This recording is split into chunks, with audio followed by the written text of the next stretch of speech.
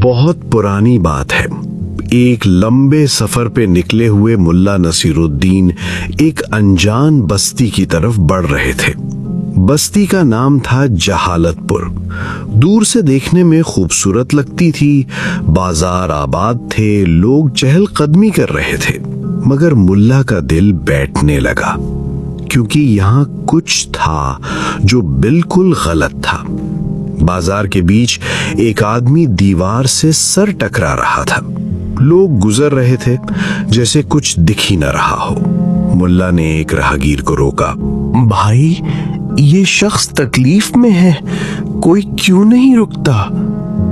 राहगीर बोला, जनाब, हम वही देखते हैं जो देखना चाहते हैं। मुझे तो रास्ता बिल्कुल साफ नजर आता है। और चला गया। थोड़ा आगे बढ़े तो एक दुकानदार खुलम खुला तराजू में हेरा फेरी कर रहा था। खरीदार खामोशी से पैसे दे रहे थे, आंखें झुकाए। मुल्ला नसीरुद्दीन समझ गए, ये अंधे नहीं थे, ये वो लोग थे जिन्होंने सच देखने से इनकार कर लिया था। मुल्ला ने अपने गधे को थपथपाया और सोचा, अगर खामोश रहा तो ये लोग कभी नहीं जागेंगे। मुल्ला बाजार के चबूतरे पर चढ़ गए और पुकारा, लोगों, मेरे पास एक गैबी रस्सी है जो सिर्फ नेक दिल लोगों को दिखती है। जिसके दिल में खोट हो उसे ये रस्सी कभी नजर नहीं आएगी। ये कहकर उन्होंने हवा में खाली हाथ लहराए, जैसे कोई चमकदार रस्सी पकड़ी हो। हुजूम जमा हो गया। किसी को कुछ नजर ना आया, क्योंकि था ही कुछ नहीं। मगर एक शख्स फौरन बोला, वाह, कितनी सुनहरी रस्सी है। दूसरा चिल्लाया, सुभान अल्लाह, इसकी चमक आंखों को खीरा कर देती है। मुल्ला दिल ही दिल में मुस्कुराए। एक खाली मुट्ठी ने पूरी बस्ती को बेनकाब कर दिया था। जहालतपुर के सबसे बड़े चौधरी जफर ने यह खबर सुनी तो सोचा, अगर मैंने कहा नजर नहीं आई तो लोग मुझे बदकार समझेंगे। वो अपने सिपाहियों के साथ आ धमका। मुल्ला ने आवाज लगाई, आइए चौधरी साहब, आपको तो जरूर ये रस्सी नजर आ रही होगी। चौधरी ने हवा में घूरा, कुछ न था, मगर सैकड़ों नजरें उस पर थीं। उसने गहरी सांस ली और बोला, वाकई मुल्ला साहब, ऐसी नायाब रस्सी मैंने पहले कभी नहीं देखी। मुल्ला ने फौरन कहा, तो फिर चौधरी साहब इसे अपनी हवेली के दरवाजे पर बांध दे। चौधरी ने खाली हवा में हाथ डाला, भारी बोझ उठाने का ढोंग किया। चेहरा लाल हो गया, पसीना बहने लगा और लोग तालियां बजाने लगे। अगले दिन अदालत में एक मुकदमा आया। एक गरीब किसान ने अमीर ताजर पर इल्जाम लगाया कि उसने जमीन हथिया ली है, मगर काजी साहब पहले ही ताजर से रिश्वत ले चुके थे। मुल्ला नसीरुद्दीन अदालत में पहुंच गए, हवा में रस्सी पकड़े। बोले, काजी साहब, क्यों ना इस मुकदमे का फैसला उसी गैबी रस्सी से हो। जो झूठा होगा उससे टकराएगा, जो सच्चा होगा आसानी से गुजर जाएगा। काजी का गला सूख गया, मगर भरी अदालत में उन्होंने कहा, बिल्कुल मुल्ला, ये रस्सी मुझे साफ नजर आ रही है। ताजर झुक कर गुजरा, ढोंग करते हुए। बेचारा किसान डर गया और वो भी झुक कर गुजर गया। उसी वक्त अदालत के कोने में बैठे एक छोटे बच्चे ने जोर से कहा, अब्बू, ये सब हवा में क्यों झुक रहे हैं? वहां तो कुछ है ही नहीं। सन्नाटा छा गया। मां ने फौरन बच्चे का मुंह दबाया। चुप कर, तू अभी छोटा है।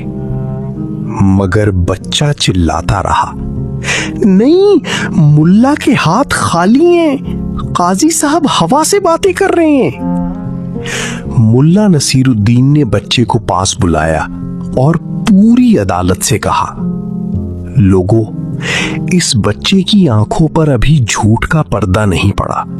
ये वही सच बोल रहा है जो तुम सब जानते हो, मगर डर की वजह से नहीं बोल सकते। काजी का रंग पीला पड़ गया। ताजिर खिसकने लगा। मुल्ला ने हवा में हाथ खोल दिए और पुकारा, लोगों, ये रस्सी कभी थी ही नहीं। मैंने सिर्फ तुम्हारे डर और तुम्हारी अना का इम्तिहान लिया था। अदालत में शोर मच गया। चौधरी चिल्लाया, इस मुल्ला को गिरफ्तार करो, और मुल्ला नसीरुद्दीन को जंजीरों में जकड़कर जेल में डाल दिया गया। अगली सुबह फांसी का ऐलान हो गया। मगर मुल्ला जेल में भी पुरसुकून थे। उन्होंने जेलर से कहा, भाई, एक आखिरी ख्वाहिश है। फांसी के वक्त वो ही गैबी रस्सी मेरे गले में डालें जो चौधरी ने अपनी हवेली पर बांधी है। ये बात चौधरी तक पहुंची। चौधरी हंसा, ठीक है, खाली हवा से ही फांसी देंगे। सुबह हुई। पूरा शहर मैदान में जमा था। चौधरी और काजी अपनी ऊंची कुर्सियों पर फातेहाना मुस्कुराहट के साथ बैठे थे। मुल्ला नसीरुद्दीन को लाया गया, हाथों में जंजीरें, मगर चेहरे पर सुकून। जल्लाद ने हवा में खाली हाथ लहराए, जैसे रस्सी का फंदा तैयार कर रहा हो। मुल्ला ने काजी की तरफ रुख किया और बोले, काजी साहब, इंसाफ का तकाजा है कि फांसी से पहले रस्सी की मजबूती जांची जाए। आपने कहा था कि ये रस्सी आपको साफ नजर आती है, तो आइए और अपने हाथ से ये फंदा मेरे गले में डालें। काजी लड़खड़ाते हुए तख्ते पर चढ़े, हवा में हाथ मारने लगे, जैसे गिरती रस्सी थामने की कोशिश कर रहे हों। ये नजारा इतना अजीब था कि लोगों की हंसी निकल गई। मुल्ला ने मौका पाकर पुकारा, तुम्हारे काजी हवा से लड़ रहे हैं, तुम्हारा चौधरी हवा से डर रहा है। तुमने एक ऐसे झूठ को खुदा बना लिया जिसका कोई वजूद ही नहीं। वही बच्चा दोबारा चलाया, देखो, चौधरी साहब के हाथ खाली हैं, वो डर रहे हैं। पूरे शहर में तूफान आ गया। लोग चिल्लाने लगे, सब झूठ है, मुल्ला सच्चा है। सिपाही पीछे हट गए। चौधरी और काजी ने जब लोगों का सैलाब अपनी तरफ आते देखा तो तख्ते से कूदकर भाग खड़े हुए। लोगों ने उन्हें बस्ती की सरहद से बाहर धकेल दिया। मुल्ला नसीरुद्दीन ने अपने गधे की जेन दुरुस्त की, उस बच्चे के सर पर हाथ रखा जिसने सच बोला था और कहा, बेटा, सच बोलने के लिए आंखों की नहीं, जिगर की जरूरत होती है। आज से इस बस्ती का नाम रखो बसीरताबाद। मुल्ला नसीरुद्दीन अपने गधे पर सवार हुए और जब वो आगे बढ़े तो पूरी बस्ती ने हाथ हिलाकर उन्हें रुखसत किया। वो अब अंधों की बस्ती नहीं रही थी। आज का सबक।